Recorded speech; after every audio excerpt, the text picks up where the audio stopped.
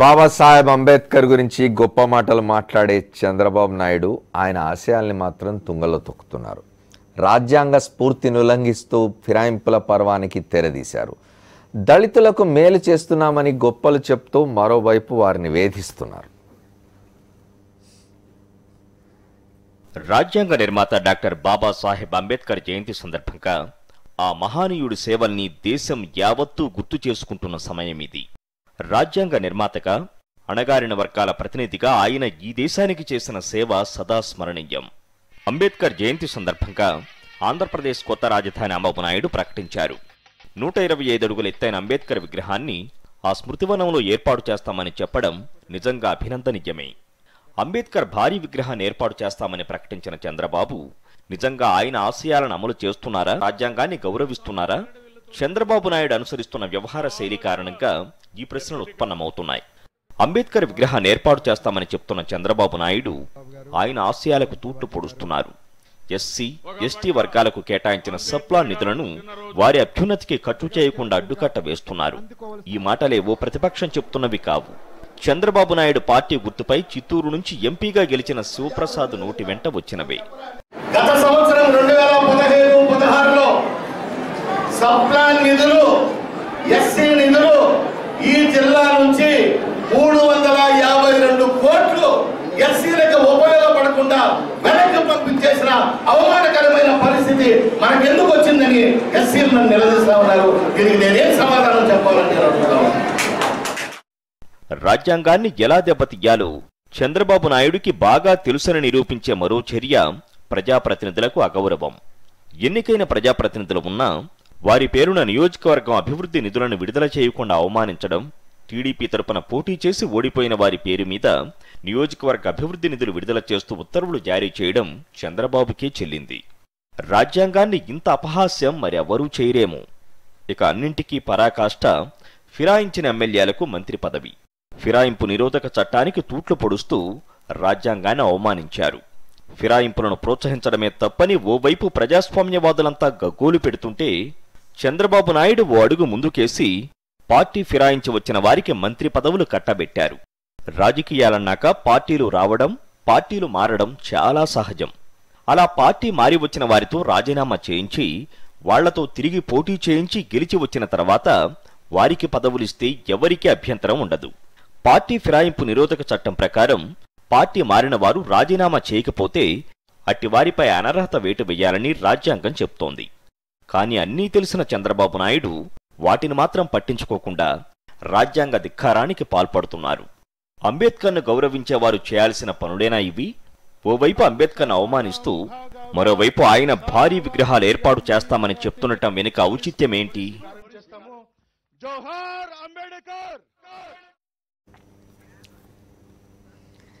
సాక్షాత్తు తెలుగుదేశం పార్లమెంట్ సభ్యుడు అంబేద్కర్ జన్మదినం రోజున, జయంతి రోజున ఆయన ఆంధ్రప్రదేశ్లో దళితులకు జరుగుతున్న అన్యాయాన్ని గురించి మాట్లాడిన డాక్టర్ శివప్రసాద్ ప్రతిపక్షాలు మాట్లాడుతున్నామంటే అధికార పక్షం మీద ఒక కోపంతో లేదా విమర్శ చేయడానికి మాట్లాడుతున్నారు అనుకోవచ్చు. కానీ స్వపక్షానికి సంబంధించిన, అధికార పక్షానికి సంబంధించి చాలా కాలంగా తెలుగుదేశంలో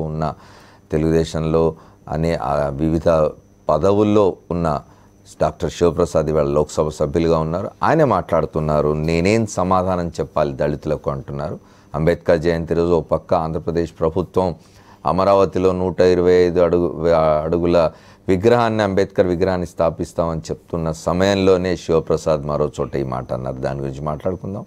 మనతో అమర్నాథ్ గారు ఉన్నారు, ఆర్డి విల్సన్ గారు ఉన్నారు, అలాగే మనతో అరుణ్ కుమార్ కూడా నందిగామ నుంచి జాయిన్ అయ్యారు. వారితో కూడా మాట్లాడదాం. ప్రొఫెసర్ శ్రీపతి రాముడు జాయిన్ అవుతారు. అమర్నాథ్ గారు చెప్పండి, అంబేద్కర్ స్ఫూర్తి, అంబేద్కర్ రాజ్యాంగ నిర్మాత అయిన అంబేద్కర్ ఆశయాలు, వాటికి సంబంధించి ఆంధ్రప్రదేశ్ ప్రభుత్వం చేస్తున్న కార్యక్రమాలకు సంబంధించి ఆ పార్టీకి సంబంధించిన పార్లమెంట్ సభ్యుడే మాట్లాడుతున్నారు ఇవాళ. ఇప్పుడు ఏమైపోయిందంటే రాజకీయాలు సింబాలిక్ అయిపోయినాయి.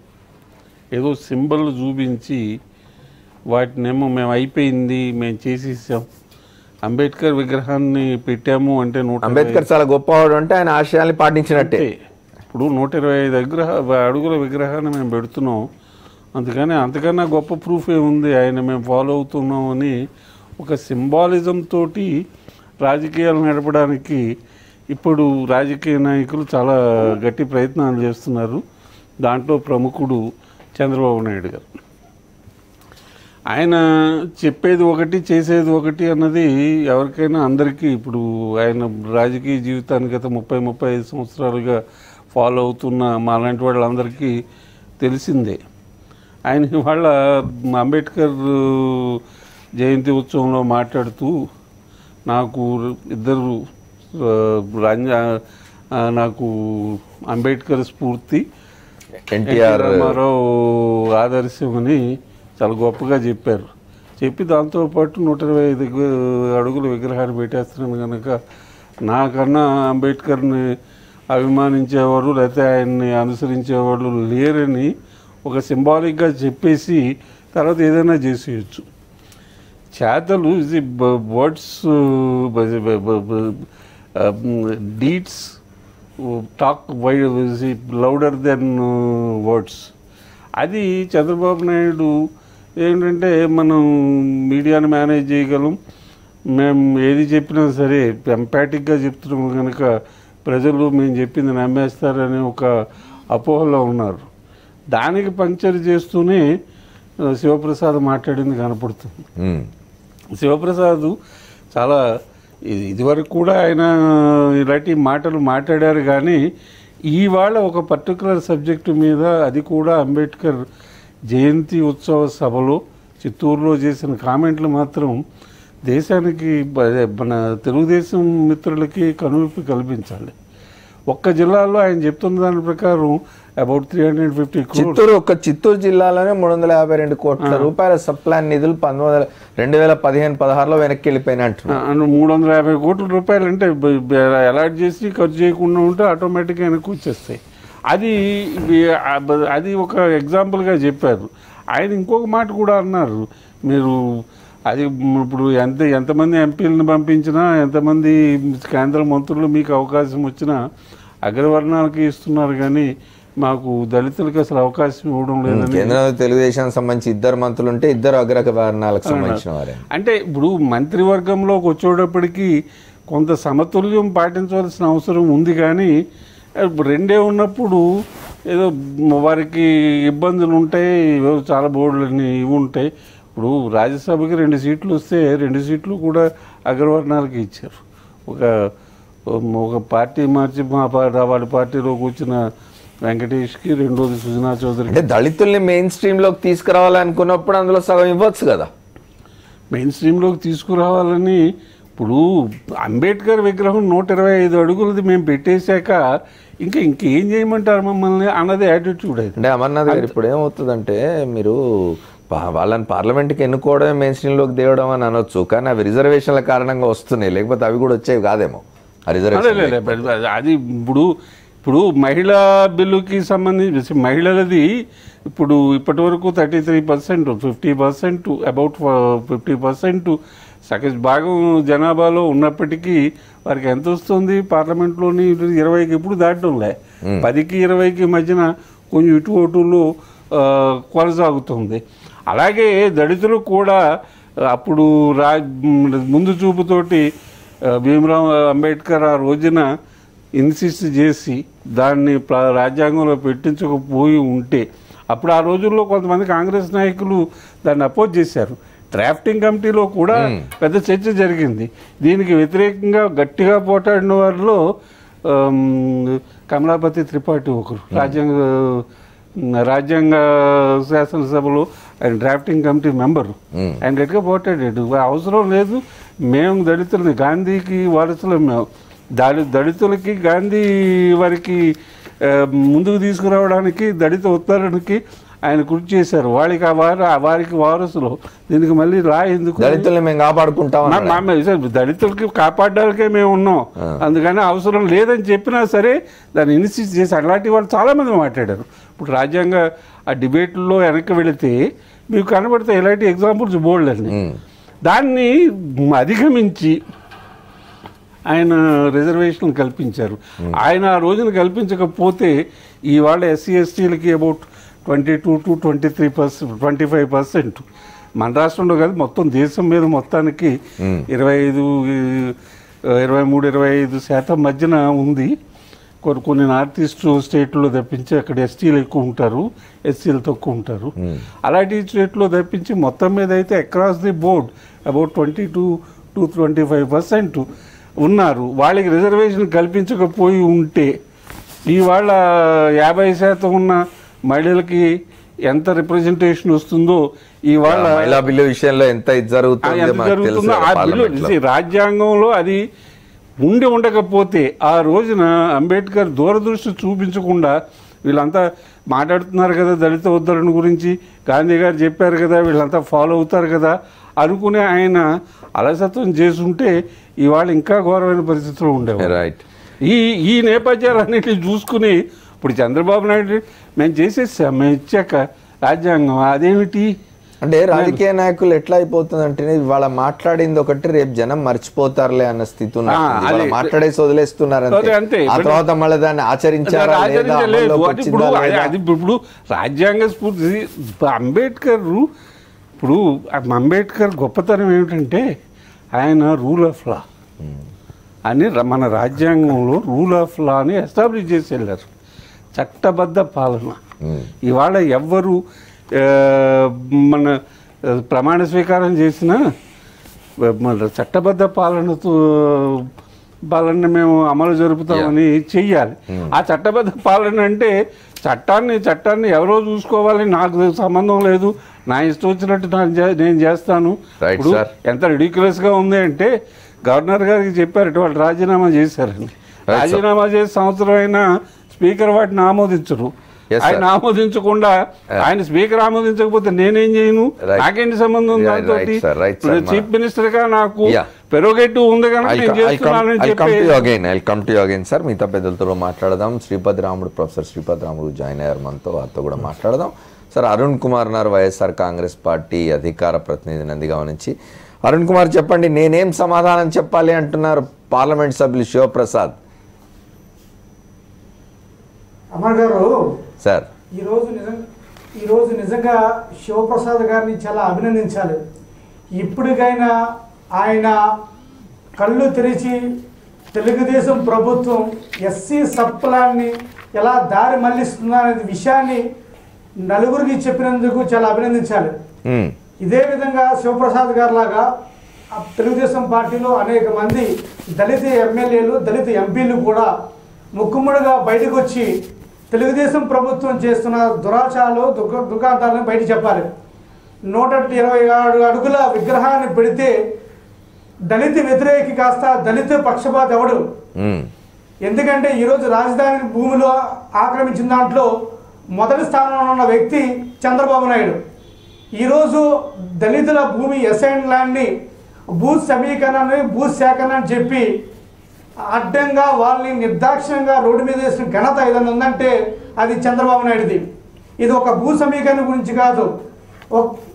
ఒక ఎస్సీ సబ్ ప్లాన్ తీసుకోండి, 2016 నుంచి 2017 వరకు రాష్ట్ర బడ్జెట్ కేటాయించింది ఎంతంటే 9,336 కోట్లు. అయ్యా ఖర్చు చేసింది ఎంత అంటే చంద్రబాబు నాయుడు ప్రభుత్వం కేవలం 6,200 కోట్లు. 67% ఖర్చు చేశామని చెప్పి 67% కేటాయించి చెప్పి ఖర్చు చేసింది మాత్రం అతి తక్కువ. మరి దాడి మళ్ళించిన నిధులు ఎంత అయ్యా అంటే సుమారు 3,900 కోట్లు. దాడి మళ్లించింది మిగిలిపోయిన నిధులు 1,600 కోట్లు. అంటే చట్టబద్ధంగా ఎస్సీ ఎస్టీ సప్లాన్ పెట్టి ఇంతవరకు కూడా ఈ సప్లాన్ పెట్టి చట్టబద్ధం ఉన్నా సరే ఈ బడ్జెట్ని దారి మళ్లిస్తున్నారంటే ఆ ఘనత ఒక చంద్రబాబు నాయుడికే దక్కింది. కానీ ఒకటి చెప్తున్నాడు, ఈరోజు ఈయన చెప్తున్నాడు నేను దళిత పక్షపాతం అని చెప్తున్నాడు. దళిత పక్షపాతం అంటే 127 అడుగుల విగ్రహం పెట్టడం కాదు, దళిత సంక్షేమం కోసం ఇప్పుడు ఏం చేశాం? సుమారు 20% రాష్ట్ర జనాభాలో దళితులు ఉంటే నువ్వు ఇచ్చిన మంత్రి పదవులు కేవలం 2 మంత్రి పదవులు.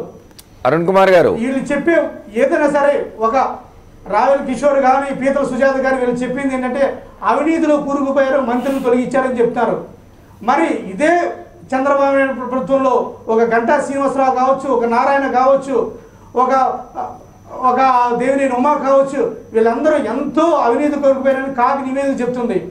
అప్పుడు వాళ్ళకి కాగ్ నివేదిక వచ్చినా సరే వాళ్ళు దళితులు కాదు కాబట్టి వాళ్ళు రాష్ట్ర ప్రభుత్వం ఉంచుకుంటారు. అదే దళితులు ఏదైనా చిన్న తప్పు జరిగితే దళితులను తీసేస్తారు. మంచిదే, అవినీతి పరులు తీసేయండి. కానీ 20% ఉన్న దళితులకి మీరు 2 పదవులు ఇచ్చి ఏమాత్రం చెప్తారు? మరో ముఖ్యం అమర్ గారు, మీరు చెప్పేదేంటి? రాజ్యాంగబద్ధంగా రాజ్యాంగాన్ని అవహేళన చేస్తున్నారు చంద్రబాబు నాయుడికి. అసలు దళిత అంబేద్కర్ విగ్రహానికి దండేసే గుండె ధైర్యం ఉందని అడుగుతున్నాను. అసలు అంబేద్కర్ విగ్రహానికి దండేసే మనసు కానీ, ఆ గుండె ధైర్యం కానీ, ఆ వ్యక్తిత్వం కానీ చంద్రబాబు నాయుడు కానీ తెలుగుదేశం ప్రభుత్వానికి ఉందని అడుగుతున్నాను. ధైర్యం ఉంది కాబట్టి వేస్తున్నాడు, దండలు వేస్తున్నాడు. కానీ చేస్తే క్వశ్చన్ అడుగుతున్నాను. మీరు అమర్ గారు, నేను ఒకటే క్వశ్చన్ అడుగుతున్నాను. రాజ్యాంగ అవహేళన ఎప్పుడైనా జరిగితే ముందు నన్ను కాల్ చేయండి అని చెప్పిన అంబేద్కర్ సూక్తి ఎక్కడికి పోయిందని అడుగుతున్నాను. రాజ్యాంగాన్ని బస్టు పట్టించిన చంద్రబాబు నాయుడు ఈ రోజు అంబేద్కర్కి భారతరత్న తీసుకొచ్చని గొప్పలు చెప్పుకుంటున్నాడు. అసలు ఈయన వ్యక్తిత్వం ఏంటి? దళితులు చేసిన సేవ ఏంటని అడుగుతున్నాను. ఈయన దళితులు చేసిన ఏంటని అడుగుతున్నాను.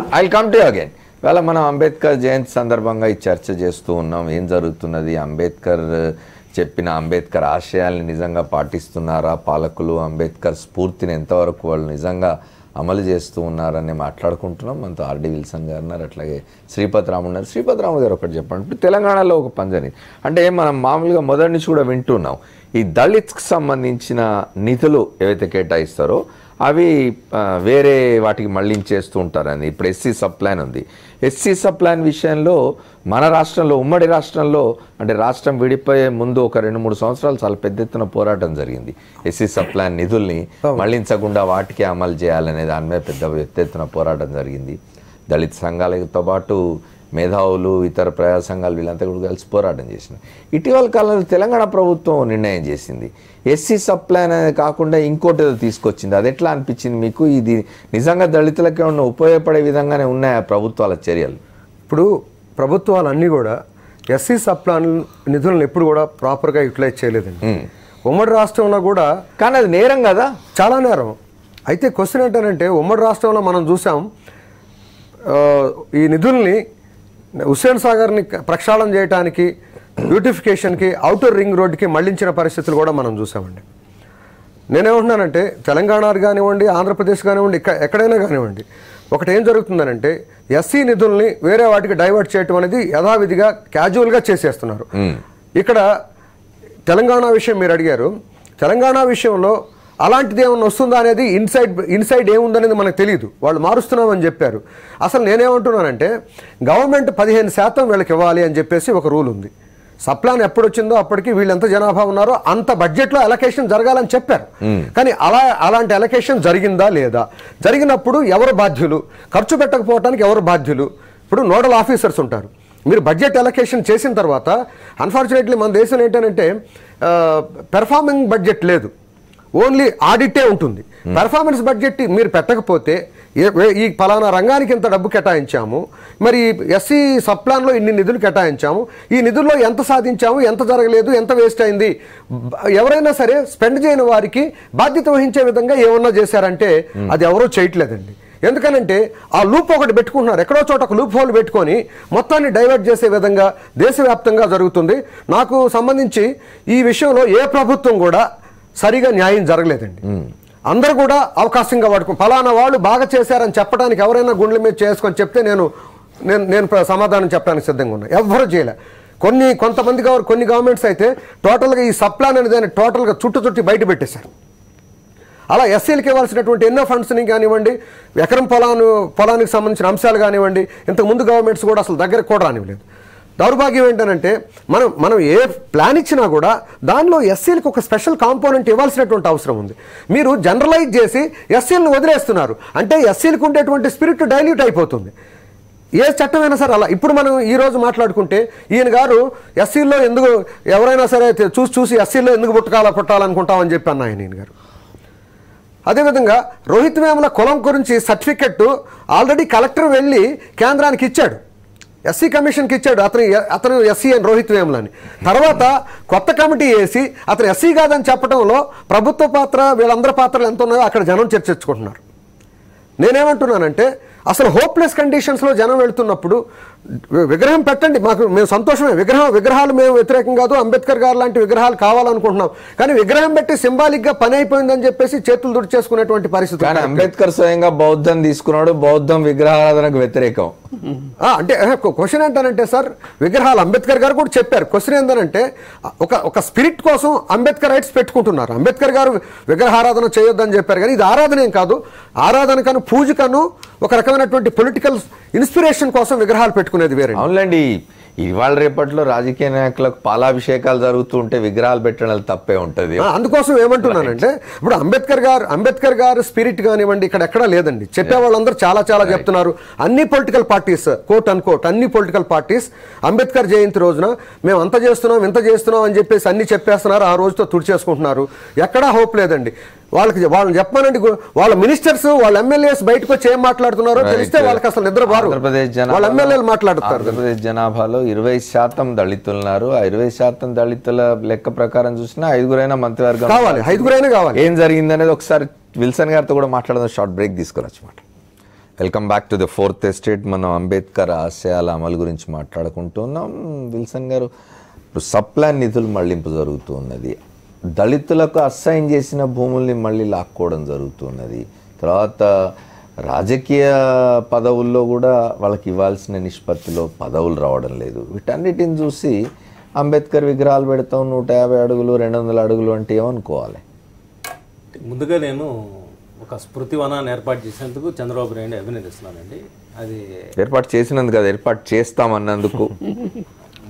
దానికి ముందే భారతీయ జనతా పార్టీ 5 ప్రాంతాల్లో స్మృతి కేంద్రాలు ఏర్పాటు చేసింది. అంబేద్కర్ పుట్టిన ప్రాంతం, రైట్, అంబేద్కర్ చనిపోయిన ప్రాంతం, అదేవిధంగా లండన్లో ఆయన సంబంధించిన మ్యూజియము, ఢిల్లీలో ఆయన సంబంధించింది లైబ్రరీ, ఆయన కూతురు చనిపోయిన ప్రాంతం, ఇటువంటి 5 ప్రాంతాలని తీర్థాలుగా పెట్టి భారతీయ జనతా పార్టీ ఒక ఆయన్ని గుర్తించే కార్యక్రమం, ఆయన గౌరవించే, అంటే గతంలో కాంగ్రెస్ పార్టీ చేయని రీతిలో 60 సంవత్సరాల చేయని రీతిలో మోడీ గారు ఒక డెసిషన్ తీసుకున్నారు. రైట్.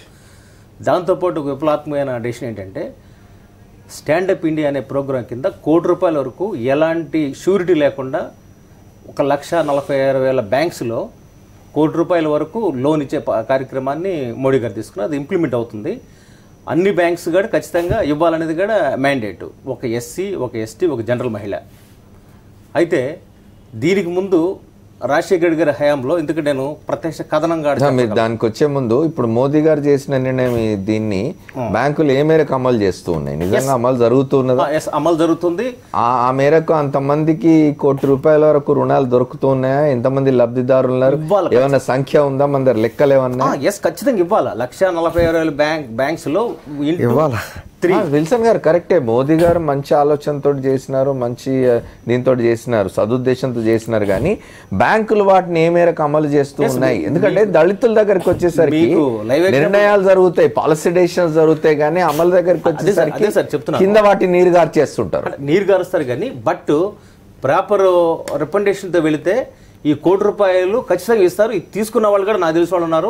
ఇంకొకటి అద్భుతం ఏంటంటే, అంటే కేంద్రం దగ్గర లెక్కలు ఏమన్నా ఇప్పటివరకు ఇంతమందికి ఈ 3 ఏళ్ల కాలంలో ఇంతమందికి లబ్ధి చేకూరింది అనే లెక్కలు ఏమన్నా అవి ఉన్నాయి? ఎలాంటి పరిస్థితుల్లో చేయాలా? ఇంకోటి కూడా ఏంటంటే, ఇది చాలా మందికి తెలియకపోవచ్చు, ఎందుకంటే దీన్ని సృష్టికర్తగా నేనే కాబట్టి. రాజశేఖర్ గారి హయాంలో ఇది యూట్యూబ్లో కూడా ఉంది. దళిత్ ఇండస్ట్రీ పాలసీ భారతదేశంలో ఎక్కడ లేని రీతిలో నేను అప్పుడు చైర్మన్ కొన్నాను. 2 రోజులు వర్క్షాప్ పెట్టి, సెకండ్ డే వర్క్షాప్లో ఉత్తరప్రదేశ్లో, మధ్యప్రదేశ్లో భోపాల్ డిక్లరేషన్ జరిగింది. అక్కడ కాగితాలను ఉంది, ఆచరణ తీసుకొచ్చినంత రాజశేఖర్ గారికి దక్కిందని చెప్పి అక్కడ మేము ఆయన దృష్టికి గడి తీసుకెళ్ళాము. అక్కడ భోపాల్లో జరిగిన డిక్లరేషన్ కాగితాల్లో ఉంటే ఆచరణ తీసుకొచ్చినంత రాజశేఖర్ గారికి దక్కిందని చెప్పిన తర్వాత, అయ్యా మాకు స్టేట్ ఫైనాన్స్ కార్పొరేషన్ ఉంది, అందులో 1,500 కోట్లు రుణాలు ఇస్తున్నారు, అందులో మా శాతం 15%, 150 కోట్ల వరకు రావాలి. ఎస్సీలకి, ఎస్టీలకి ఒక 7 కోట్లు రావాలి. ఇది మాకు రావడం లేదు, దానికి ఆ రుణానికి సెక్యూరిటీ తీసుకునే బాధ్యత మీరే తీసుకోండి అని చెప్పిన తర్వాత ఆ ఫైలు ఢిల్లీకి కూడా వెళ్ళింది, బాంబేకి వెళ్ళింది. అక్కడి నుంచి ఆర్బీఐ నుంచి పాజిటివ్ సమాచారంతో వచ్చిన తర్వాత దురదృష్టవశాత్తు ఆయన చనిపోయారు. ఎందుకంటే దానికి నేను ప్రత్యక్ష సాక్షిని, కర్మసాక్షిని కాబట్టి దానికి సంబంధించి నేను చెప్తున్నాను. ఆయన తర్వాత ఆ మీటింగ్ తర్వాత 61, 67 జీవోస్ తెచ్చారు. 50 లక్షల సబ్సిడీ ఈరోజు దళిత పారిశ్రామికవేత్తలకి 50 లక్షల సబ్సిడీ ఇచ్చిన కంతగా ఆ రోజు రాజశేఖర్ గారికి దక్కింది. అది చరిత్ర. ఇప్పుడు 50 లక్షలు 75 లక్షలు చేశారు. అయితే నేను ఈ సందర్భంగా 50 లక్షలు 75 లక్షలు చేసింది ఎక్కడ? తెలుగు రాష్ట్రాల్లో, తెలంగాణలోనా, ఆంధ్రప్రదేశ్లో? ఇక్కడ 2 రాష్ట్రాలు. ఇప్పుడు ఫస్ట్ తెలంగాణలో చేశారు, కేసీఆర్ చేశారు. దాన్ని చంద్రబాబు నాయుడు అమలు చేయక తప్పల. బేసిక్గా ఇది జరిగింది యథాతథ వాస్తవ పరిస్థితి. అయితే ఇక్కడ లోన్ పోర్షన్కి వచ్చేసరికల్లా క్రెడిట్ గ్యారెంటీ ట్రస్ట్ ఒకటి ఏర్పాటు చేస్తే అది ఉపయోగం. అది చేయాల్సిన అవసరం ఉందని నేను చంద్రబాబు నాయుడు గారికి తెలియజేస్తున్నాను. నిజంగా అంబేద్కరిస్టులు అంటే అంబేద్కర్ విగ్రహాలు పెట్టే వాళ్ళందరూ అంబేద్కరిస్టులు కారు. ఆయన అంబేద్కర్ని కూడా ఫాలో అయినట్టు కాదు. ఇది చేయండి. నాకు అద్భుతమైన అవకాశం ఇచ్చారు. నిజంగా చంద్రబాబు నాయుడు గారికి దళితుల మీద ప్రేమే ఉంటే ఎట్టయితే స్టాండప్ ఇండియా ఒక ప్రోగ్రాం తీసుకురావడం ద్వారా మోడీ ఒక అట్టడుగు వర్గాలకు ఒక సంకేతాన్ని ఇచ్చారో ఆయన చేతుల్లో క్రెడిట్ గ్యారెంటీ ట్రస్ట్ ఒకటి ఉంది, అవకాశం ఉంది. అంటే బ్యాంక్ ఇచ్చే లోన్కి సెక్యూరిటీ తీసుకునే బాధ్యత అది చేయాలి. రెండో అంశము, ఇటు అమరావతిలో కానీ ఇంకా ఇతర ప్రాంతాల్లో కానీ అసైన్డ్ ల్యాండ్ తీసుకోవడానికి రైట్స్ లేవు. ఎవ్వరికి రైట్స్ లేవు. ఇండియన్ గవర్నమెంట్ కూడా రైట్స్ లేవు. ఎందుకంటే అసైన్డ్ ల్యాండ్ వాళ్ళు 20 సంవత్సరాలు అనుభవించిన తర్వాత తిరిగి ప్రభుత్వంకి స్వాధీనం చేయాలా, కొత్త దళితులకు ఇవ్వాలి. కానీ దురదృష్టం ఏంటంటే గతంలో అసైన్డ్ ల్యాండ్ అన్యాక్రాంతం అవుతా వస్తూ ఉంది. ఆ రిజిస్ట్రేషన్స్ కూడా జరిగిపోతూ ఉన్నాయి. ఈ అసైన్డ్ ల్యాండ్ నిజాయితీగా నేను వాడుకున్నానని చెప్పి రాజశేఖర్ గారు గతంలో వెనక్కి ఇచ్చారు. వెంకయ్యనాయుడు గారు కూడా ఆయన ఉన్న భూముల్లో 15 ఎకరాలు వెనక్కి ఇచ్చారు. ఈయన 660 ఎకరాలు వెనక్కి ఇచ్చారు. మరి చంద్రబాబు నాయుడు గారు బాలాయపల్లిలో కొన్ని ప్రాంతాలు అసైన్డ్ ల్యాండ్ ఉన్నది అప్పుడు ప్రచారం వచ్చింది. అయితే ఆయన ఎంత వెనక్కి ఇచ్చారనేది నా దగ్గర సమాచారం లేదు. అయితే నేనేమంటానంటే ఇక్కడ ఒక కీలకంగా చంద్రబాబు నాయుడు గారికి పరిపాలించే అవకాశం వచ్చింది కాబట్టి ఆయన నిజంగా దళితులు మేలు చేయాలనుకుంటే దళిత ఇండస్ట్రీ పాలసీని ఒకదాన్ని గతం రాజశేఖర్ గారు ఏ విధంగా అయితే 50 లక్షల సబ్సిడీ తీసుకొచ్చారో మీ హయాంలో ఒక టార్గెట్ పెట్టుకోండి, ఇంతమందిని పారిశ్రామికవేత్తలుగా మార్చండి. ఎందుకంటే దళితుల మీద ప్రేమ ఉండడం కాదు, ఈ అసమానతలు పెరిగిపోయినాయి. సార్ ఇవాళ ఆయన సొంత పార్టీకి సంబంధించిన పార్లమెంట్ సభ్యుడు శివప్రసాద్ సమాధానం చెప్పాలి. దళితులకి 350 కోట్ల రూపాయల సప్లాన్ నిధులు వెనక్కి వెళ్ళిపోయినాయని చెప్తున్నారు. ఇంకా మీరు ఇండస్ట్రీస్ గురించి మాట్లాడుతున్నారు. అందుకే చెప్తున్నాను. అంబేద్కర్ ఒక మాట అంటారు, ఎవరన్నా ధనవంతుడు భోజనం పెడితే వెళ్ళు, పోత నీ గుడి తగలు పెట్టుకోవద్దని. గతం రాజశేఖర్ రెడ్డి గారు అనే ఒక ధనవంతుడు అనుకుందాం, ఆయన ఒక పదవి ఇచ్చారు, నా కమిట్మెంట్లో బాగా ఇండస్ట్రీ పాలసీ ఇచ్చా. ఆయన కూడా తన గుడి తగలు పెట్టుకోవద్దన్న ఉద్దేశంతో శివప్రసాద్ గారు ఒక దళితుడిగా భావించి చెప్పాడు. తెలుగుదేశం పార్టీ కార్యకర్త కంటే కూడా లోపల బాయిలింగ్ ఉంది, ఒక దళితుడిగా తన బాయిలింగ్ ఉంది కాబట్టి దీనికి సంబంధించి నిధులు డైవర్ట్ అవుతాయని చెప్పారు. కిరణ్ కుమార్ రెడ్డి గారి హయాంలో కూడా దాని చట్టం తీసుకురాబడింది. ఇది ఫ్యాక్ట్, ఇది చరిత్ర. అయితే నేనేమంటానంటే ఇప్పటికే ఎత్తున ఆందోళన ఉద్యమం వచ్చిన తర్వాత జరిగింది అది. ఎస్, అది జరిగింది. ఆయన కొంతమేరకు సత్ఫలితం సాధించాడు. అయితే ఇప్పుడు చంద్రబాబు నాయుడు గారు ఆయన 2 వర్గాల్లోనే వేరియేషన్ తీసుకురావడానికి ప్రయత్నం చేస్తున్నాడు. ఇది మీరు గమనించాలి. అంటే నేను మీడియా ముంగట చెప్తున్నాను, గతం రాజశేఖర రెడ్డి గారు 6 మంత్రి పదవులు ఇస్తే ఒక 3 మాల 3 మాదిగ అలా ఇవ్వడం జరిగింది. గతంలో మాలలకు మాదిగలకు చేస్తున్నాడు, న్యాయం చేస్తున్నాడు చంద్రబాబు నాయుడు అనే ఒక ముద్ర ఉంది. లేదు నేను సమన్యాయం చేస్తున్నామని నెక్స్ట్ రాజశేఖర రెడ్డి వచ్చిన తర్వాత 3 మాదిగ 3 మాలు ఇచ్చి బ్యాలెన్స్ చేశాడు. ఇప్పుడు ఆయన వన్ సైడ్ వెళ్ళిపోతున్నాడు. అంటే కేవలం ఆయన ముఖ్యమంత్రి పదవి మీద ఉండే వ్యామోహం తప్ప మరొకటి కనబడడం లేదు. ఫర్ ఎగ్జాంపుల్ ఇప్పుడు మాలా మాదిగల మధ్య ఇద్దరు మధ్య అవాంతరాలు, వాళ్ళ మధ్య అంతరాలు ఉన్న తర్వాత అంతరాలు భర్తీ చేయడానికి ఆయన ఏం చేయాలా? ఉన్న పదవుల్ని సమానంగా పంపిణీ చేయాలా? ఇప్పుడు ఒక కమ్యూనిటీలోకి మెసేజ్ వెళ్ళిపోయింది. అది ఆయన ఎంతవరకు వెనక్కి తీసుకుంటారో నాకు తెలియదు. అంటే ఫర్ ఎగ్జాంపుల్ ఒకే ఒక మాల కులానికి ఒక సోషల్ వెల్ఫేర్ మినిస్ట్రీ, ఒక ఎస్సీ కార్పొరేషను, ఒక ఎస్సీ ఎస్టీ కమిషన్ ఇచ్చిన చరిత్ర గతంలో లేదు. అంత ధైర్యం ఏ పాలకులు చేయలేదు. రాజశేఖర్ గారు చేయలేదు, అంతమంది పాలకులు గారు చేయలేదు. బ్యాలెన్స్ చేసుకుంటూ పోయారు. అయితే ఈ బ్యాలెన్స్ గట్టి చేసుకోకుండా ఆయన స్ట్రాటజీ ఏంటంటే హుక్ అండ్ క్రుక్, ఎలాంటి పరిస్థితుల్లో మళ్ళీ నేను ముఖ్యమంత్రి కావాలని ఒకే ఒక ఆలోచన పోతున్నారు. ఇటువంటి ఆలోచన తప్పు. ఎందుకంటే రెచ్చగొట్టే రాజకీయం చేయకూడదు. వీళ్ళ మధ్య దళితులు అన్నదమ్ముల మధ్య అగాధాన్ని సృష్టించకూడదు. ఆ అగాధం సృష్టించకుండా ముందు తీసుకెళ్లాల్సిన ఆయన రెస్పాన్సిబిలిటీ చంద్రబాబు నాయుడు గారికి ఉంది. భారతీయ జనతా పార్టీ కూడా మేము కూడా ఏం చెప్తున్నామంటే ఇద్దరి మధ్య కూడా ఆ బ్యాలెన్స్ లేకుండా చూస్తేనే అదే అంబేద్కర్ కోరుకున్న సామాజిక న్యాయం అవుతుంది తప్ప ఒక వర్గాన్ని ఎవరిని ఎత్తినేసుకున్నా తప్పే అవుతుంది. రైట్. అరుణ్ కుమార్ పాయింట్ నేను వస్తాను మీ గారికి. చెప్పండి అరుణ్. అమర్ గారు, మన విల్సన్ గారు చెప్పినట్టు అసైన్ ల్యాండ్ అన్యాగ్రతం అవుతుంది అన్ని ప్రభుత్వాల్లో అని చెప్పుకుంటూ వచ్చు. రాజశేఖర రెడ్డి గారు కూడా అసైన్ ల్యాండ్స్ వెనక్కి ఇచ్చారని చెప్తారు. ఆ ఎస్ఐన్ ల్యాండ్ దళితుల ఎస్ఐన్ ల్యాండ్ కాదండి. అసైన్డ్ భూమి. ఏ రాష్ట్ర ప్రభుత్వం కూడా, దేశంలో ఏ రాష్ట్ర ప్రభుత్వం కూడా దళితులు ఎస్ఐన్ ల్యాండ్ తీసుకున్న దాఖలాలు లేవు. అది ఒక దాఖలా, అది చంద్రబాబు నాయుడు ప్రభుత్వం, అది అమరావతిలోనే. ఎందుకంటే దళితులు ఎస్ఐన్ ల్యాండ్ ఎంత ఉంటుందండి? 3 సెంట్లు, 4 సెంట్లు, 5 సెంట్లు, 6 సెంట్లు ఉంటుంది. ఇంటి కోసం లేకపోతే భూమి కోసం ఉంటుంది. వాళ్ళ జీవనాధారం, వాళ్ళ లైవ్లీహుడ్ ఆ ల్యాండ్ మీదేనండి. ఆ మేజర్ సోర్స్, మెయిన్ రిసోర్స్ అనేది లైవ్లీహుడ్ని బయట పెట్టేసిన ఘనత చంద్రబాబు నాయుడు అండి. రెండోది మనం చెప్తామండి, ఇప్పుడు నీతి ఆయోగ్ బీజేపీ గవర్నమెంట్కి వచ్చింది. ఆ నీతి ఆయోగ్ ప్రకారం ఈ ఎస్సీ ఎస్టీ సబ్ ప్లాన్ ఉంటుందో ఉండదో అనేది ఇంతవరకు తెలియదు.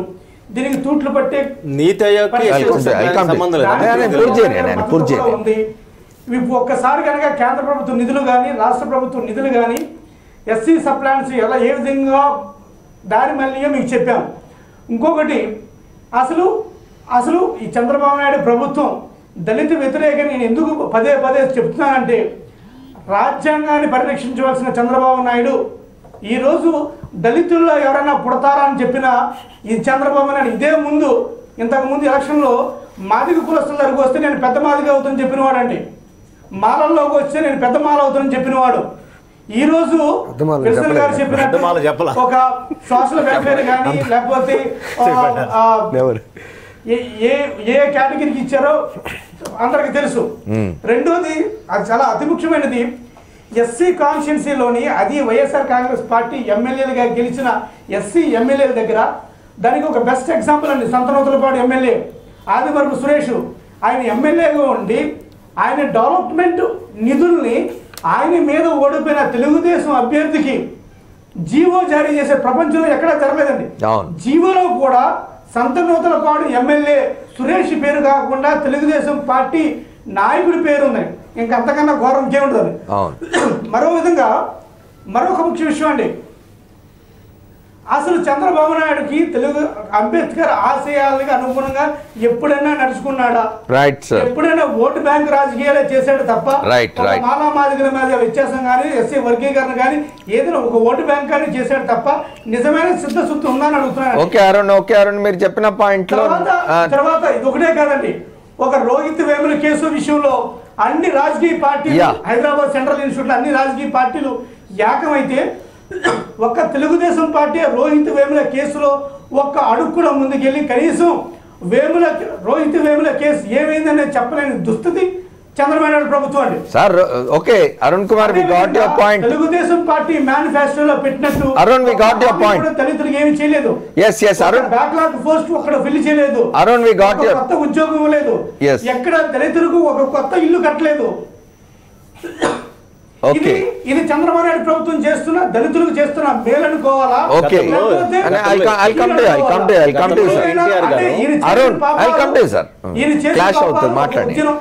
ఉద్యానవనంలో పెట్టి ఒక 120 అడుగులు పెట్టి అరుణ్, వి గాట్ యువర్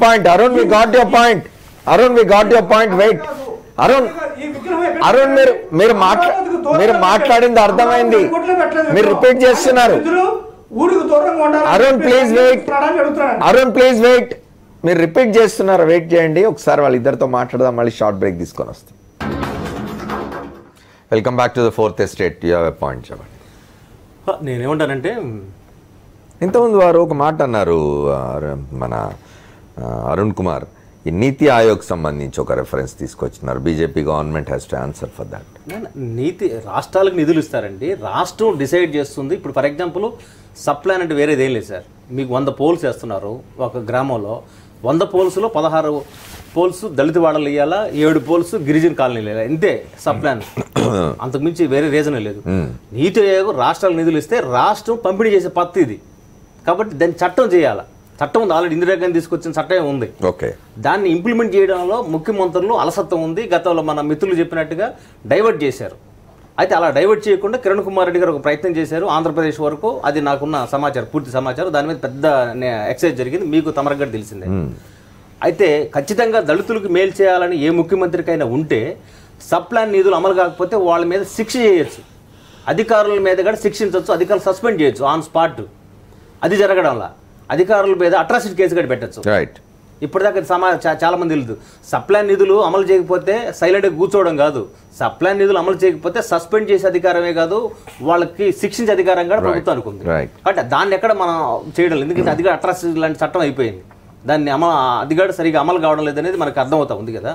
అయితే నేనేమంటానంటే బేసిక్గా అసైన్డ్ భూముల్ని తీసుకోవడానికి అవకాశం లేదు. ఇప్పుడు అమరావతిలో అసైన్డ్ భూములు తీసుకున్న దళితులకి మళ్ళీ ఇంకొక భూమి ఇవ్వాల్సిందే.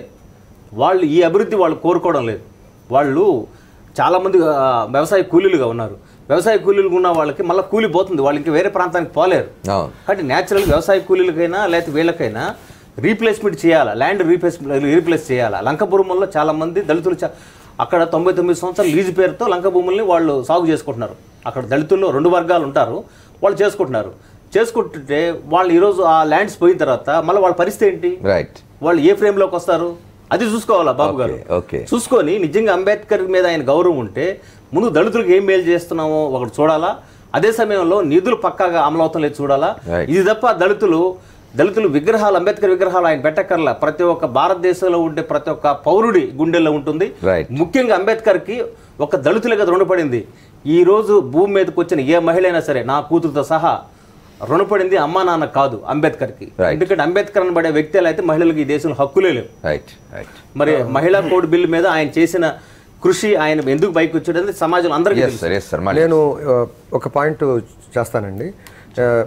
డిస్కషన్స్లో ఏదో మాలలకు చంద్రబాబు నాయుడు ఏదో చేసేసాడు అని చెప్పేసి అలాంటి సౌండింగ్ అనేది అది నాకు ఎందుకో కొంచెం రుచించట్లేదు. ఎందుకంటే టు బీ ఫ్రాంక్, మొన్నటి వరకు కూడా చంద్రబాబు నాయుడు అనే మనిషి మాలలకు చాలా వ్యతిరేకి అని చెప్పేసి మాలలో కానీ ఆయన దగ్గరికి వెళ్ళలేదు, ఆయన మాల దగ్గరికి వెళ్ళింది లేదు.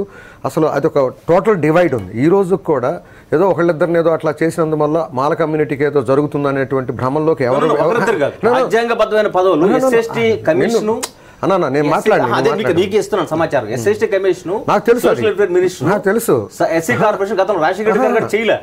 మాదిగల కోటాలో ఒకరికి ఇస్తే మాలకు అంటే నేనేమంటానంటే డిబేట్ కాదు, డిబేట్ చేయొద్దు. ఆ పాయింట్ మాలకి ఏం ఒరగట్లేదు అనే పాయింట్ చెప్తున్నాను.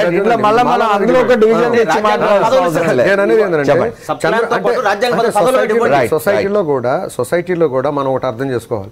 ఎందుకంటే 25 సంవత్సరాలుగా తెలుగుదేశం పెట్టినప్పటి నుంచి, తర్వాత చంద్రబాబు నాయుడు గారు ముఖ్యమంత్రి అయినప్పటి నుంచి కూడా ఇప్పుడేదో అక్కడ రాష్ట్రం విభజన అయిన తర్వాత ఏదో అలా కనిపిస్తుందే కానీ దాన్ని ఏ మాలలు కూడా ఓన్ చేసుకునే పరిస్థితుల్లో లేరు. ఫస్ట్ పాయింట్ అందరూ అక్నాలెడ్జ్ చేయాల్సిన పరిస్థితి ఇది.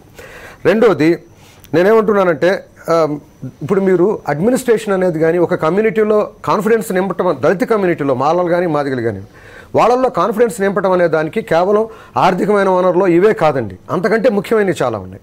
ఈరోజు గ్రామాల్లో జరిగిన ఘర్షణలన్నీ ఇమీడియట్ పోలీసుల కేసులుగా మారినప్పుడు పోలీస్ స్టేషన్లో ఎవరున్నారు, ఏ ఎస్ఐలు ఉన్నారు, ఏసీఐలు ఉన్నారు.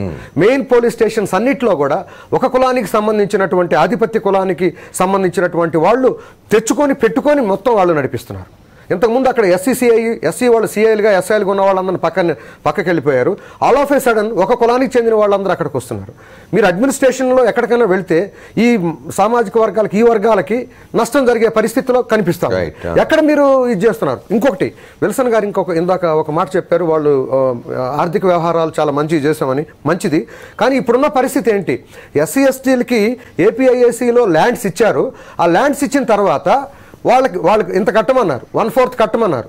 1/4 కట్టిన తర్వాత వాళ్ళ ల్యాండ్స్ అలానే ఉన్నాయి, వాళ్ళకి బ్యాంకులో లోన్ ఇవ్వట్లేదు. 8 years వాళ్ళకి టైం ఇచ్చారు. 8 years లోపల మీరు ఇండస్ట్రీస్ పెట్టుకొని స్టార్ట్ చేసేసుకోవాలని. కానీ వారు మోదీ గారు తీసుకొచ్చిన కార్యక్రమం ప్రకారం అది ఎవరికో ఒకరికి స్టాండప్ ఇండియా దీని ప్రకారం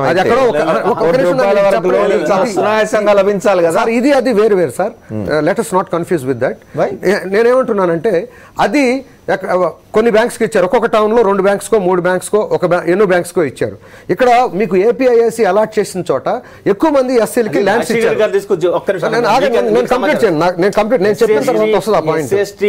మీకు అందిస్తున్నాను. ఎస్సీ ఎస్టీ సంబంధించిన ఇండస్ట్రీ పాలసీలో భాగంగానే రాజశేఖర్ గారి హయాంలోనే 3% అదేది 30% నిధులు మినహాయింపు చేశారు. అది మొత్తం నేషనల్ పాలసీ మారిపోయింది. అయితే ఏమంటున్నానంటే, వాళ్ళకి ఈ రోజు ల్యాండ్ ఇచ్చిన తర్వాత వాళ్ళకి 8 సంవత్సరాలు కాబట్టి ఎవరు బ్యాంక్స్ లోన్ ఇవ్వట్లేదు. బ్యాంక్స్ లోన్ ఇన్నందువల్ల వీడు 1/4 కట్టున్నాడు, ఏం చేయాలో తెలియని పరిస్థితి.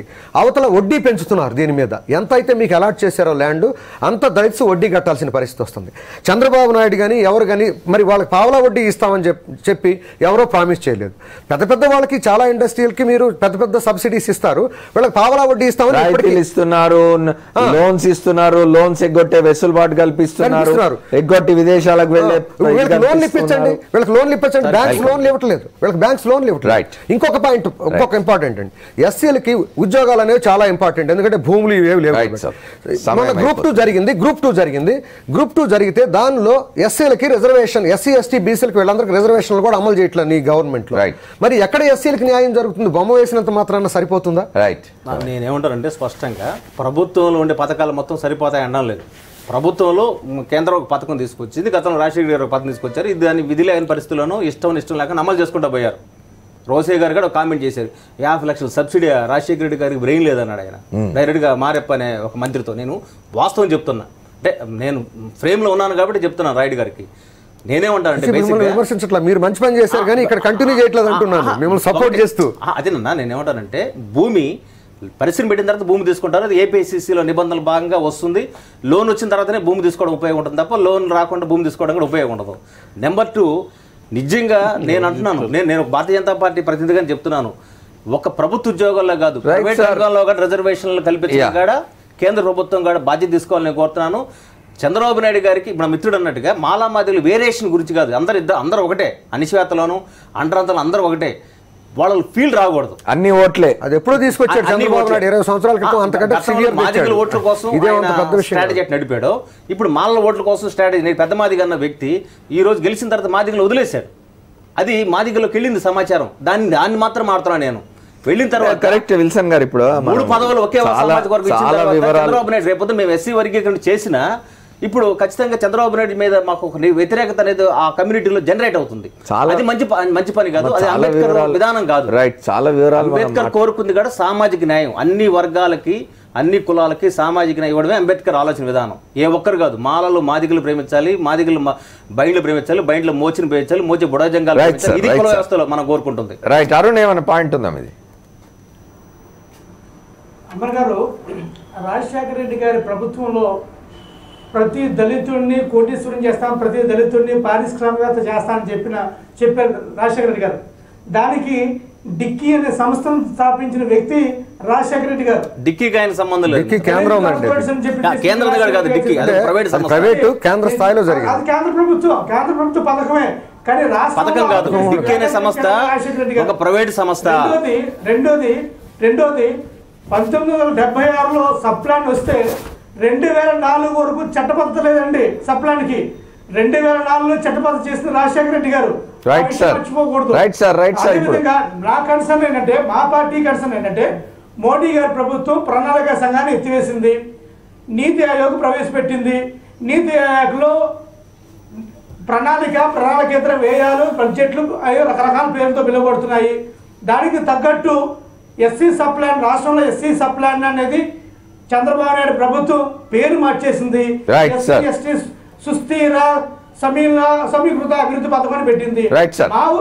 మా party YSR Congress party demand చేసేది ఏంటంటే, ఎస్సీ ఎస్టీ సప్లాన్ ను దారి మళ్లించకుండా ఒక యంత్రాంగం తయారు చేయండి. నిధులు దారి మళ్లించిన చేసిన వారిని శిక్షించాలని కోరుతుంది. అంతేకాదు right Arun we got your point. సమయం తక్కువ ఉంది మనకు. ఇది మళ్ళీ వస్తున్నది నీతి ఆయోగ్. లేదు సార్, అసలు దాని మీద కనిపిస్తుంది, మా మిత్రుడికి పూర్తి అంచనా లేదు. రాష్ట్ర ప్రభుత్వానికి కేటాయించే నిధులు అవి. నీతి ఆయోగ్ అంటే ఏముంది, 42% రాష్ట్రాలకు ఇవ్వాలనేది సంబంధం లేదు. కాబట్టి వస్తుంది, ఆ వచ్చిన నిధులు వాడుకోవాలి. నేను ఏమంటానంటే, ఇప్పుడు జవహర్ నాయన్కి ఎక్సైజ్ శాఖ ఇచ్చారు, ఆయన వల్ల దళితులకు ఏం ఉపయోగం ఉంటుంది? ఆర్థిక శాఖ ఇవ్వండి, దళితులకు కొంత మేలు జరుగుతుంది. ఇప్పుడు నక్కానంద్ బాబు గారికి ఆయన సోషల్ గారు దళితులకు ఆర్థిక శాఖ ఇస్తే మాత్రం వాళ్ళకి స్వేచ్ఛ ఉంటుందా?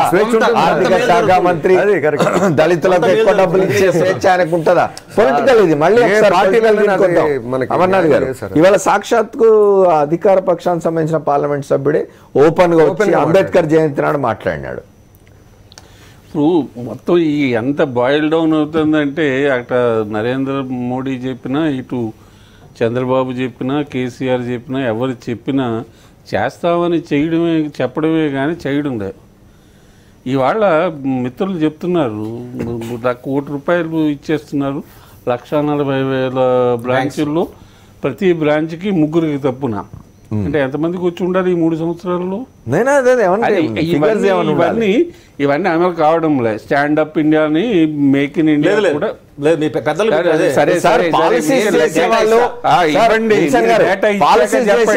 కార్యక్రమాలు రూపొందించే వాళ్ళు చిత్తశుద్ధి ఉండొచ్చు.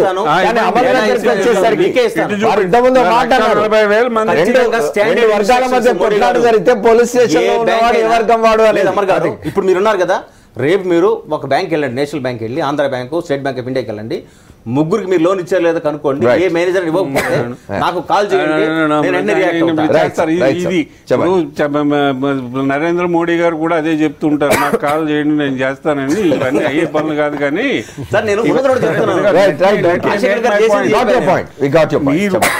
అంటే మీరు రాజశేఖర రెడ్డి గారు ఇవన్నీ కూడా మాటలకే పరిమితం అయిపోతున్నాయి తప్పించి ఇంప్లిమెంటేషన్ లో జరగడం లేదు.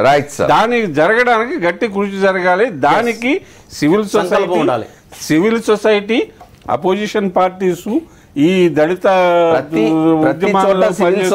రియాక్ట్ అయితే తప్ప.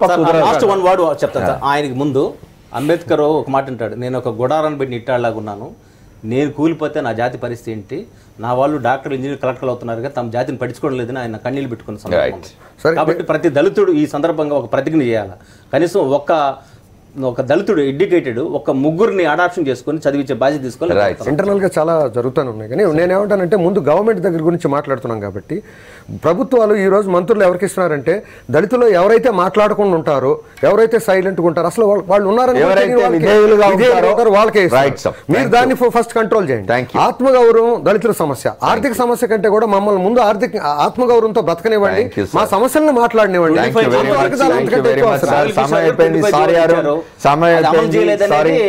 థ్యాంక్ యూ అండి. అమర్నాథ్ గారికి, ఆర్డి విల్సన్ గారికి, అలాగే శ్రీపతి రాముడు గారికి, అరుణ్ కుమార్ గారికి కూడా కృతజ్ఞతలు ఇవాళ చర్చలో పాల్గొన్నందుకు.